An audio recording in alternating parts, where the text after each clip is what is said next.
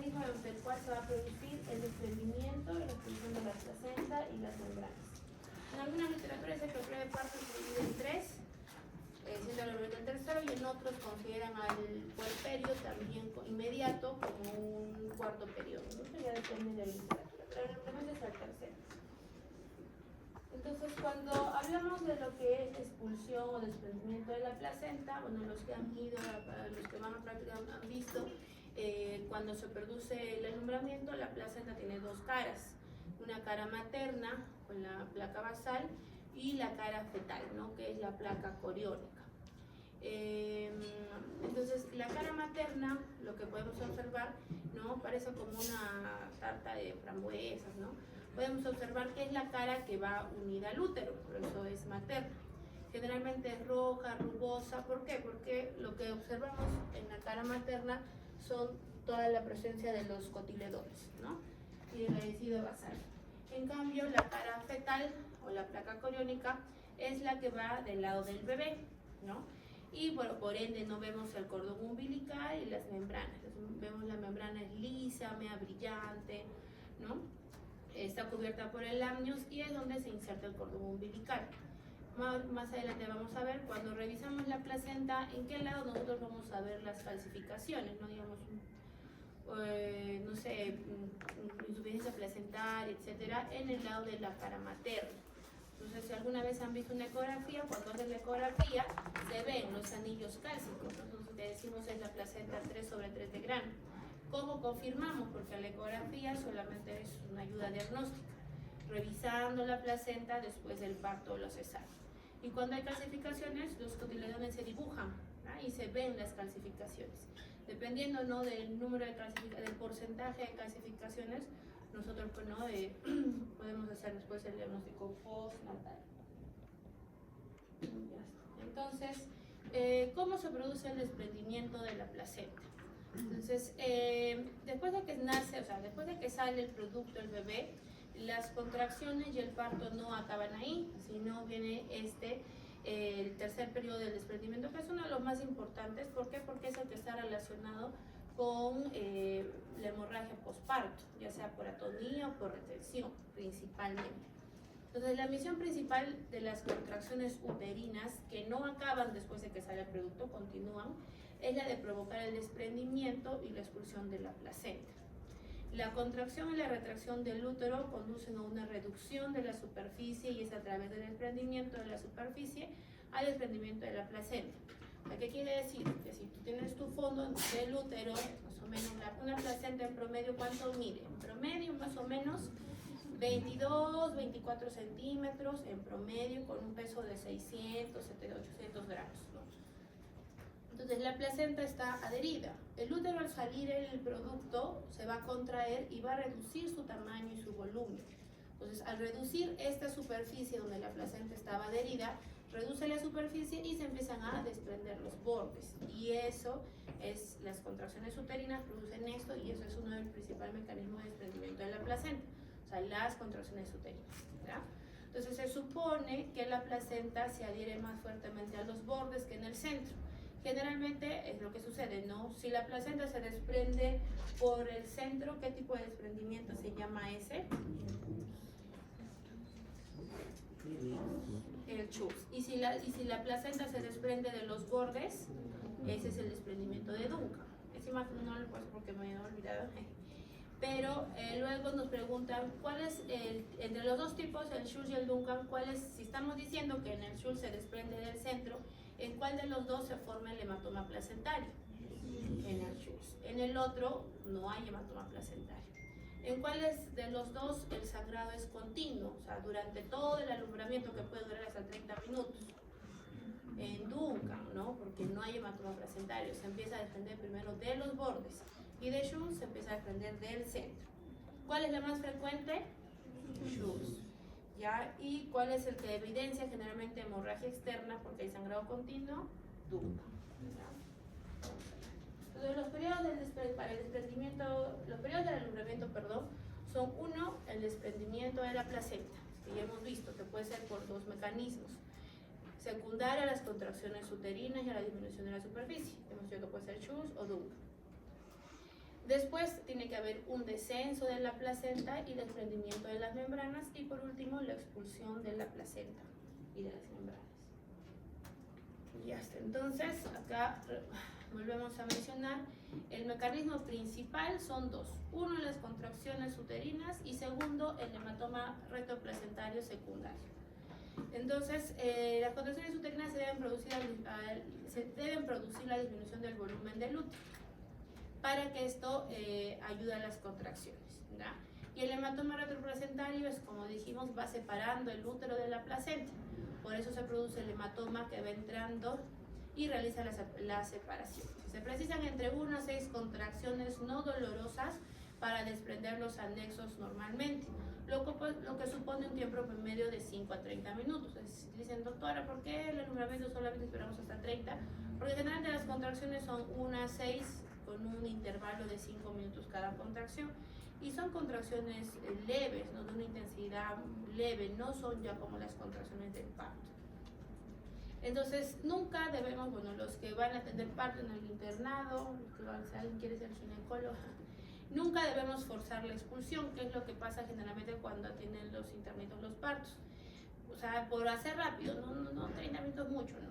Esto puede provocar dos cosas. Uno, que rompas el cordón, ahorita vamos a ver las maniobras, y que podamos sacar la placenta incompleta, ¿no? Una retención placentaria, se queda un cotiledón, se quedan las membranas. Y por otro lado, a veces por apurar el alumbramiento, traccionamos el cordón con tanta fuerza y puede haber una inversión uterina, ¿no? Entonces, una de las principales cosas, incluso también cuando yo era interna, era saber cómo, y doctora, yo sé, o sea, ya es hasta 30 minutos, pero yo cómo sé si la placenta ya se está desprendiendo, ¿no? O sea, cómo sé si la placenta está adherida completamente, si se ha desprendido el 50%, o si ya está casi afuera el canal vaginal. Hay varias maniobras, una de ellas el signo de desprendimiento, ¿ya? Es el signo de Schroeder, que es un signo corporal. Entonces, el fondo del útero, si la placenta no se ha desprendido, generalmente llega hasta el ombligo. Esto es contradictorio, y presten atención. Si la placenta está desprendida, el fondo se encuentra de 2 a 3 traveses de dedo por encima del ombligo. ¿Por qué es contradictorio? Porque uno podría pensar, no, si la placenta ya está desprendiéndose, el útero debería ser más pequeño. Pero en ese signo es todo lo contrario. ¿Por qué? Porque la placenta al bajar, es un peso, pero la placenta al bajar empuja el útero hacia arriba y hacia la derecha. Pero ¿cuál es la diferencia? Que este útero está contraído, o sea, es un útero duro, no es un útero hipotónico, ¿ya? Ese es el signo de Schroeder. Entonces, a medida que la placenta se desprende, el útero se torna más globuloso y se va para arriba y hacia la derecha de la mamá.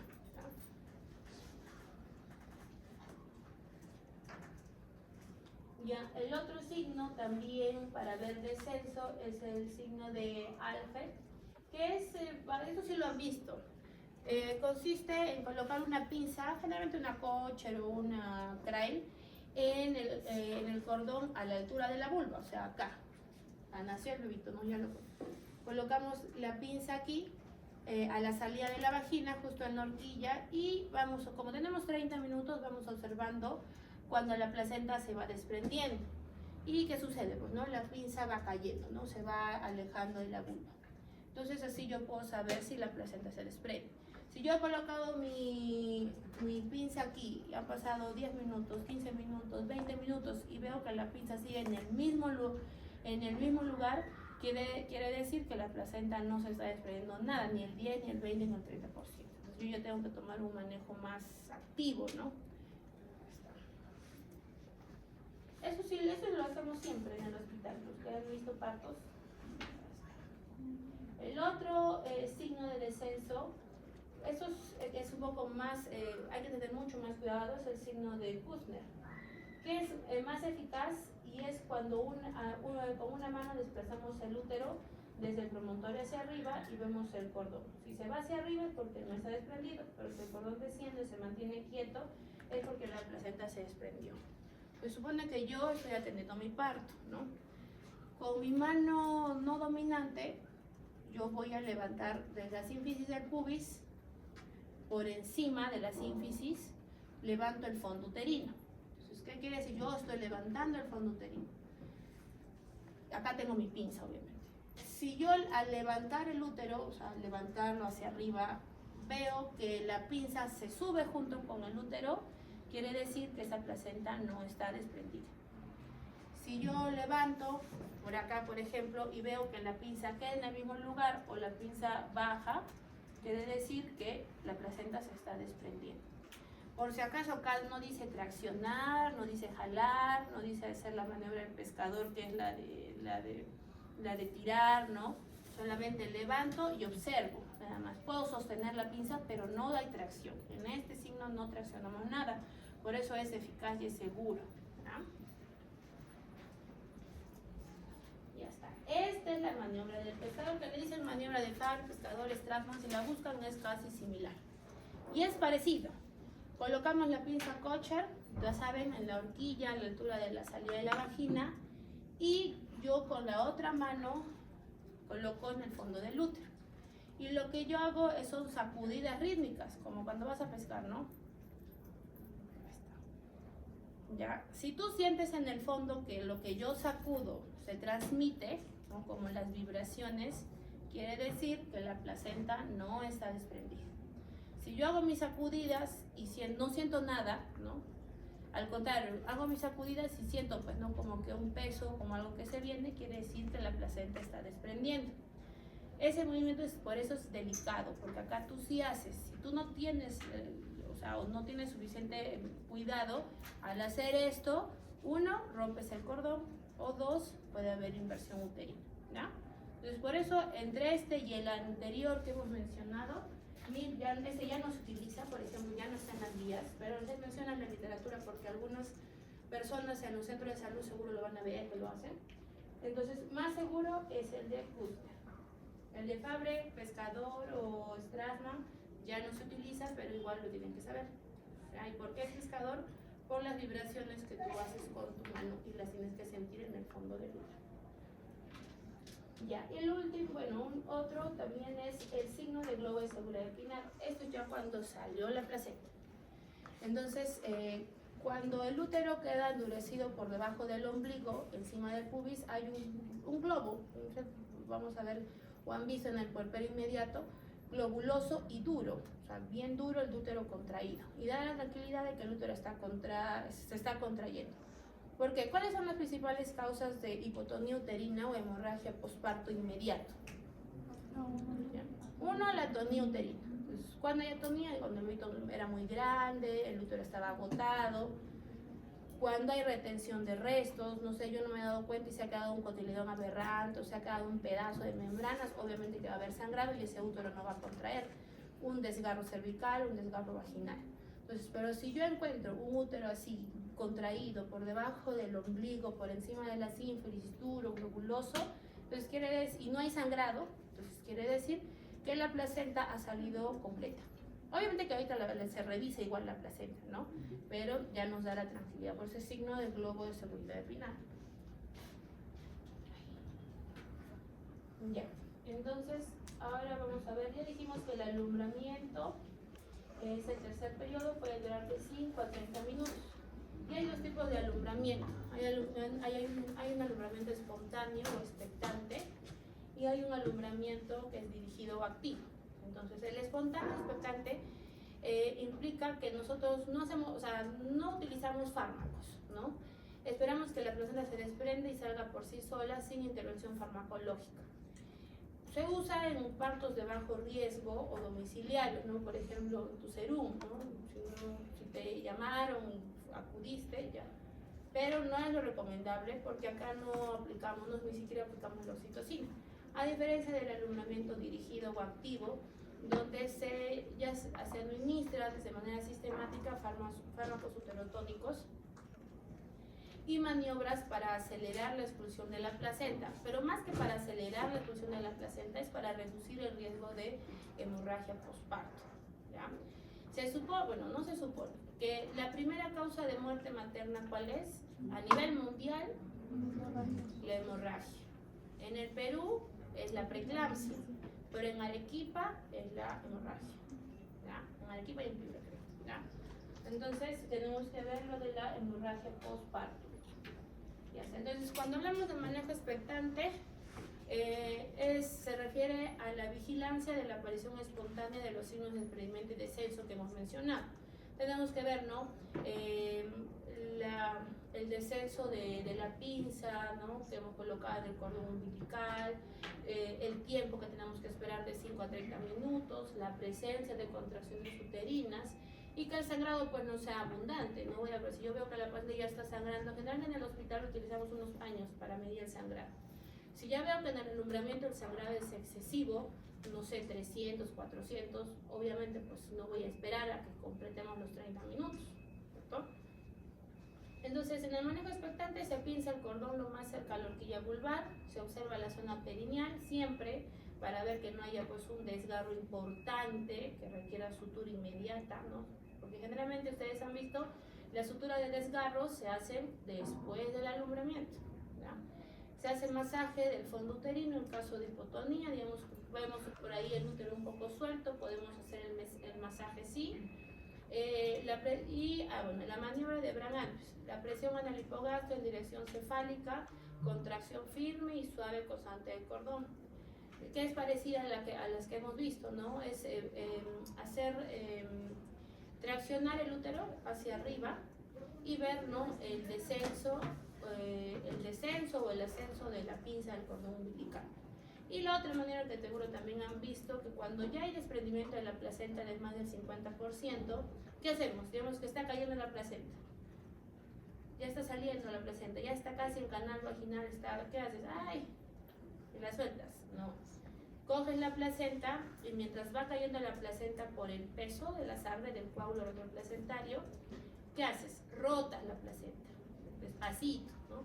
Roto la placenta, ¿para qué? Para desprender las últimas porciones de las membranas, ¿ya? Despacio, lo voy rotando. O sea, no dejo que la placenta caiga pues al balde, ¿no? La recibo en mi mano, pongo en mi mesa del mayo y ahí la voy a revisar. Revisión de la placenta. La maniobra de Bran-Andrews, que es parecida a la que hemos visto, es peligrosa. Todas las maniobras que tengan tracción de cordón son peligrosas. Es peligrosa si la placenta no está totalmente desprendida. Entonces, ¿qué hacemos? Y lo mismo, empujamos el útero desde el segmento inferior hacia arriba, en dirección al ombligo, mientras se estira el cordón hacia nosotros. O sea, una tracción leve del cordón, leve. ¿Ya? Y la otra, que es la maniobra de Dublin, que es la que yo les estaba diciendo. Cuando la placenta ya se desprende, no es que solita la vamos a dejar caer al balde, ¿no? Y llega a la vagina, se sostiene con las dos manos y se realiza una torsión, o sea, un giro continuo sobre sí mismo. Y voy sacando despacito la placenta. Si yo agarro así, la saco, obviamente que cuando la revise me va a faltar un pedazo de membranas, ¿ah? Igual que la imagen, ¿ves? Voy girando y por dentro se van desprendiendo las membranas. Ya está. Ahora, en el manejo activo, como les mencioné, la diferencia solamente es la administración profiláctica de oxitocinas después del parto. ¿Qué utilizamos nosotros? Oxitocina. Sale el producto, hombro anterior, hombro posterior, inmediatamente que sale el bebé se coloca intramuscular, lo que utilizamos nosotros, 10 unidades de oxitocina. Eso no lo colocamos nosotros, generalmente nos ayuda la licenciada en obstetricia. Acá sí hay que no revisar, pero acá dice pinzar y seccionar precozmente el cordón. Ahora ya está de moda, se han visto, han querido ver partos, el clampaje tardío del cordón, ¿ya? Que generalmente es 2 minutos. ¿Qué quiere decir? Que sale el producto y yo no clampo el cordón umbilical, lo pongo en el pecho de la mamá. Antes poníamos un pañal, no ya nada, para hacer el contacto piel a piel. Y estos 2 minutos. Después de 2 minutos o cuando el cordón deja de latir, recién clampo y corto. Y el bebé tampoco se va, se queda con la mamá. Excepto, pues, cuando que sale el bebé y está pues verde, no sé, no llora, o no sé, pues la presión está muy alta o hay un sangrado excesivo. Ahí no voy a esperar el clampaje tardío del cordón en 2 minutos. Ahí sí lo corto de manera precoz. Entonces, eso depende del parto que estamos atendiendo. Si es un parto normal, aparentemente sin complicaciones, la mamá está consciente, despierta, el sangrado no es excesivo el que yo estoy viendo, entonces, y me da todo para hacer un clampaje tardío del cordón con el contacto piel a piel, perfecto. Pero si no, si la mamá que tal empuja y se desmaya, o no sé, la presión está en 80-40, no voy a hacer el clampaje tardío del cordón, no voy a esperar, no, clampo de frente. Ya, bueno, ya la contracción controlada siempre del cordón umbilical, aunque sí es posible mejor ni hacerla y quedarnos con la maniobra de Ángel, y aplicar masajes uterinos después de la expulsión de la placenta según sea apropiado. ¿Ya? A ver, ¿cuánto es el sangrado que uno ya debe considerar para decir que es hemorragia postparto? Ya, 1000 si es cesárea y 500 si es parto vaginal. Entonces aquí estamos hablando del parto vaginal. Entonces, ¿qué es lo que sucede? Que a veces sale el cordón, sale la placenta todo y la pasamos a la paciente sin hacer el masaje previo. Cuando la paciente se queda en su puerperio inmediato, viene pues el interno, viene la licenciada obstetricia y le hace pues no para revisar, porque el control del puerperio es cada 15 minutos, ¿ya? Cada 15. Entonces viene a los 15 minutos la licenciada obstetricia, la internita, masajea el fondo y salen 300, 400 de coágulos. Ya, hemorragia postparto, pero el útero está contraído. Entonces, esos coágulos son los del parto, que no hiciste tu masaje después de que atendiste tu parto. Entonces sale el bebito, sale la placenta, masajeas, reviso canal vaginal, reviso el cervix, y si no hay sangrado, ahí recién la paso.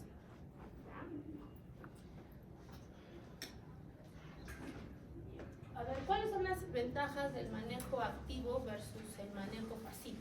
Entonces, obviamente, como estamos utilizando oxitóxicos, el menor riesgo de sangre en el posparto. Controlamos, pues, ¿no? Al ser más, vamos a decirlo más rápido, que no va a durar 30 minutos, sino que nuestro alumbramiento dure 15, 10. Obviamente la pérdida de sangre es menor, menos trabajo de parto, la anemia también va a ser menor, ¿no? La única desventaja, que yo no he visto, pero dicen que la oxitocina, como la aplicamos de forma rápida intramuscular, puede causar náuseas, vómitos y sí aumento de presión. ¿Ya? Y sí, yo no he visto, pero está dentro de los efectos secundarios de la oxitocina. Para la ventaja o desventaja para el recién nacido, utilizar un manejo activo o pasivo del desprendimiento, del alumbramiento, ninguno. ¿Ya? ¿Cuándo generalmente indicamos el manejo activo? Ahora todos, si ustedes van al hospital, todos siempre utilizamos oxitocina después de la expulsión del feto. Pero cuando sí o sí debería utilizarse sin ninguna duda, cuando las pacientes tienen algún factor de riesgo de hemorragia postparto. Ejemplo, grandes multípares, cuarto, quinto hijo. Cuando hay una sobredistensión uterina, ¿cuándo hay sobredistensión uterina? Macrosomía fetal, polidramios, embarazo gemelar, miomatosis uterina, etc. Cuando la mamá está con anemia, pues no, si la mamá empezó ya con su hemoglobina de 9 en el embarazo, obviamente pues que yo tengo que hemos dicho que en la cesárea es 1000 y en el parto es 500. ¿Qué sería lo ideal que dé una paciente que tiene 9 de hemoglobina? Parto. ¿Cuál es mejor, el activo o el pasivo? El manejo del alumbramiento. El activo, ¿por qué? Porque como tiene 9, tenemos pues que tratar de que pierda la menor cantidad de sangre. Cuando hay una fase activa prolongada, o sea, esas pacientes que han visto ustedes en el hospital que está, empieza con 3 hoy día, en la noche sigue con 3, y en la madrugada ya está con 5, toda la noche se queda con 5, en la mañana está con 7, pero no avanzan, la conducen. O sea, es como 48 horas con contracciones entre la fase activa y pasiva. Pasiva y activa, perdón. Entonces, ese trabajo de parto tan prolongado lo que provoca es el agotamiento de las fibras musculares del útero. Entonces, cuando dé el parto, ese útero va a estar tan cansado que ya no va a responder a los oxitocínicos. Por eso. Bueno, cuando hay algún riesgo de infección, una endometritis, por ejemplo, una paciente que sospechemos de corio, la miomatosis, cirugías uterinas previas, ¿no? Que sea, pues, que le hayan hecho una miomectomía, etc. ¿Ya? Uso de medicamentos sedantes o úteros relajantes durante el parto. ¿Cuál?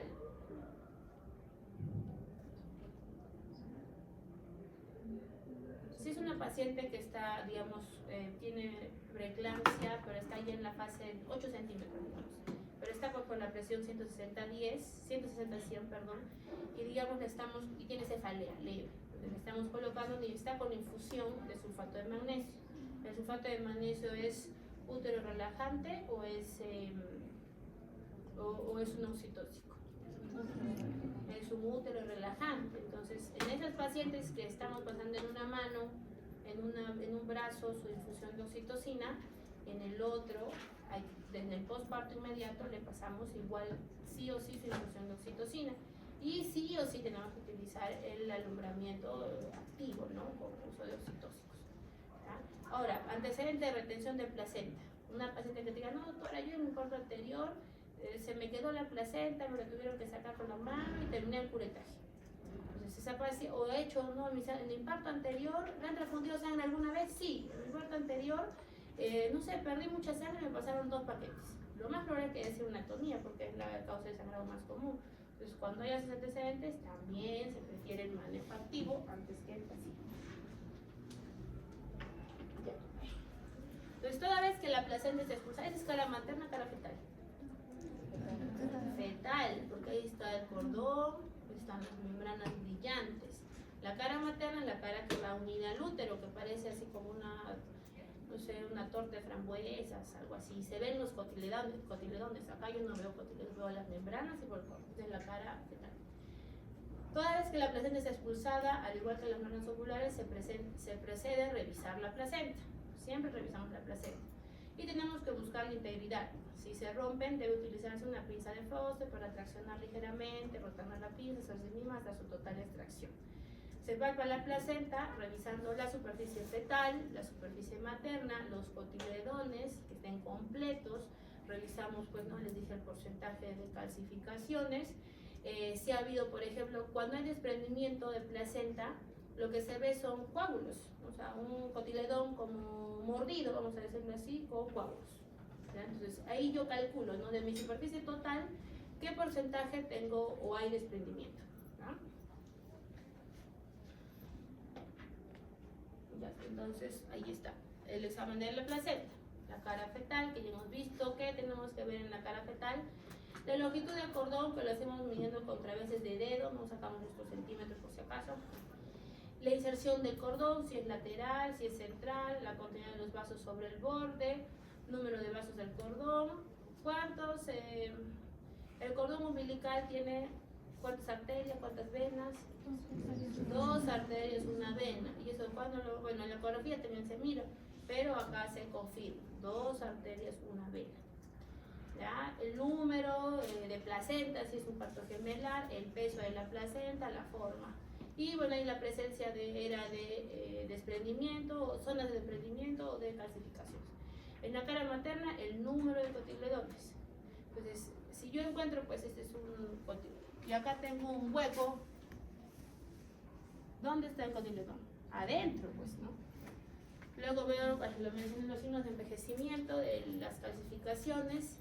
Y no la presencia y ubicación de los coágulos retroplacentarios no recientes y porcentaje que cubren el área superior. Para calcular el desprendimiento de placenta. Desprendimiento prematuro de placenta es una de las complicaciones fetales más graves de la preeclampsia.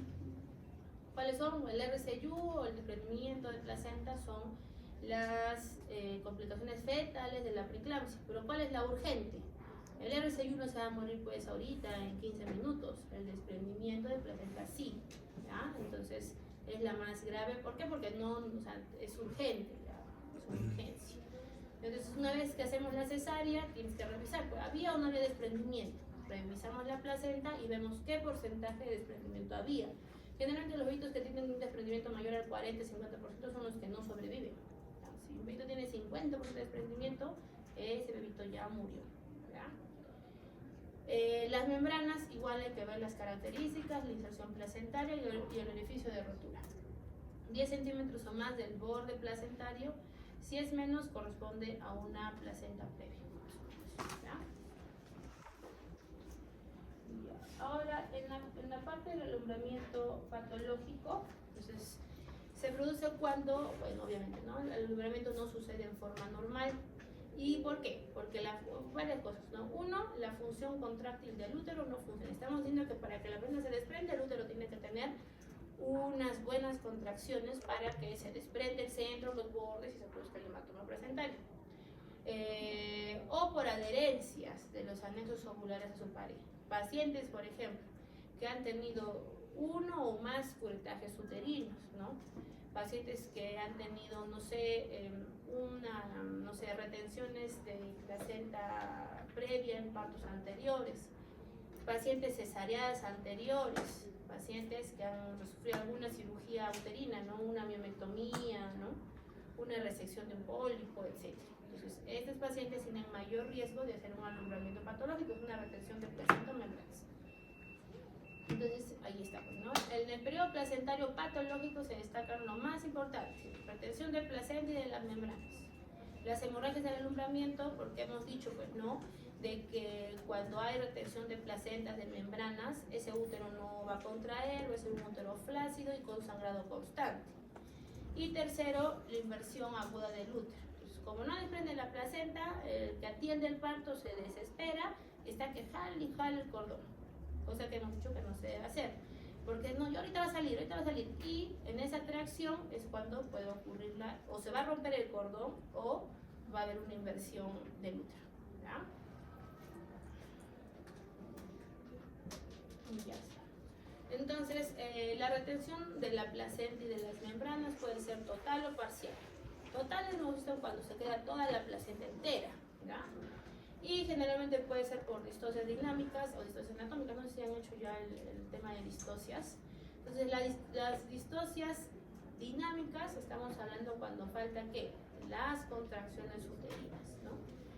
Es un útero que no contrae, un útero agotado por un trabajo de parto prolongado, una paciente que no sé, tiene cesáreas anteriores con una niña de contracción, o sea, ya a punto de una ruptura uterina, esa placenta obviamente no va a salir y se va a quedar totalmente retenida.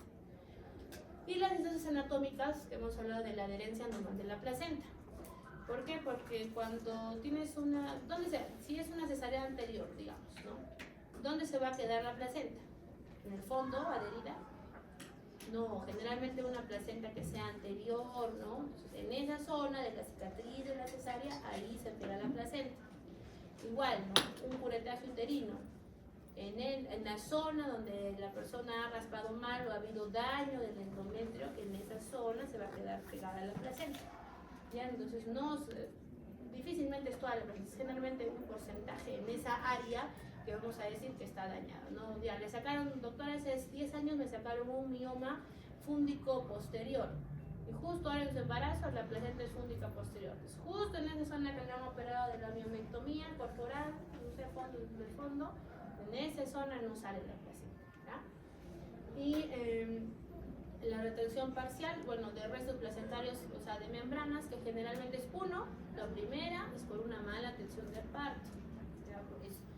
Se desesperan, no saben las maniobras, no esperan los tiempos, ¿ya?, del alumbramiento, y ahí hay generalmente una retención parcial de membranas, sobre todo. Cuando hay signos de infección, ¿no? Si es una paciente que, por ejemplo, tiene una poliomelitis, entonces las membranas obviamente son más friables, ¿no? O cualquier infección materna, ¿no? Las membranas son más friables, ¿no? Incluso hasta calientes, entonces también puede haber retención parcial de las membranas.